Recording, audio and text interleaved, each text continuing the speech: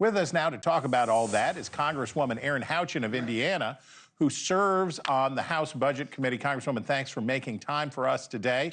You've got 19 days to figure out what to do about a government shutdown and the debt ceiling. Some of your colleagues are grumbling that the urgent work isn't getting done because everyone is consumed with the president's legislative agenda. Are you guys going to meet the deadline? Well, thanks for having me, Chris. I think we'll meet the deadline. You may see us do another continuing resolution because we are faced with trying to get this done before March 14th and in the midst of doing budget reconciliation. So we're working hard to deliver on President Trump's agenda through budget reconciliation. It is a framework that we've passed out of the Budget Committee that will secure the border, unleash American energy, and deliver tax relief to working families. I feel confident we'll get that done this week, and then we can move on to the meat and potatoes of the budget reconciliation process that actually puts pen to paper, and we're excited to get started. Okay, if you do that, though, and you have a stopgap bill, you're going to probably need Democrats, almost certainly.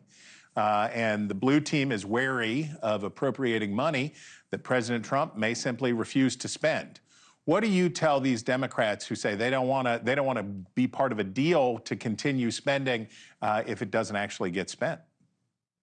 Well, I think one of the things that our colleagues on the other side of the aisle need to remember is that the American people did vote for President Trump, and knowing full well that Elon Musk was part of the team to deliver on government efficiency. We are spending an unbelievable amount of money wastefully, fraudulently, and abusively at the federal level. And so I would encourage Democrats to get on board with cutting this type of spending. And again, I would defy any Democrat to vote against anything that targets fraud, waste, and abuse of the precious American taxpayer tax dollar.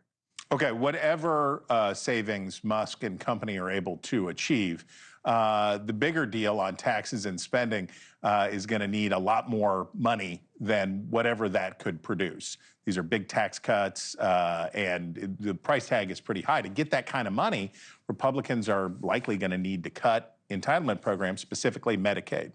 Now, that used to be a program for the poor, but it was expanded under Obamacare to include subsidized coverage for lots of middle-class families.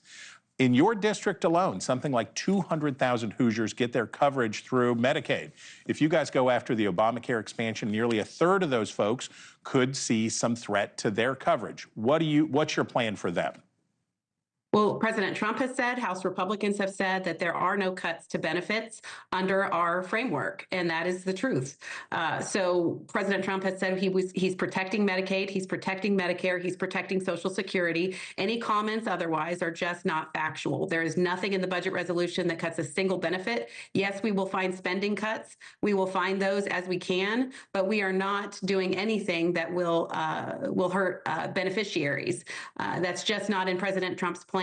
With the money that Elon Musk is finding in Doge and the money that the president is generating through tariff revenue, I feel confident that we're going to get a balanced approach that protects benefits and delivers on tax relief. So no rollback on the Obamacare expansion, nothing about those sort of middle-class families that got coverage under Obamacare, that you will not vote for anything that changes what they get.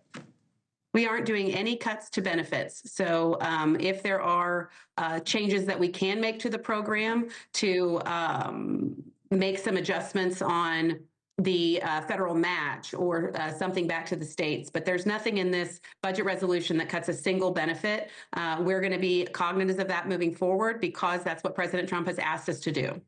Thanks for watching. Go to joinnn.com to find NewsNation on your television provider. And don't forget to click the red subscribe button below to get more of NewsNation's fact-driven, unbiased coverage.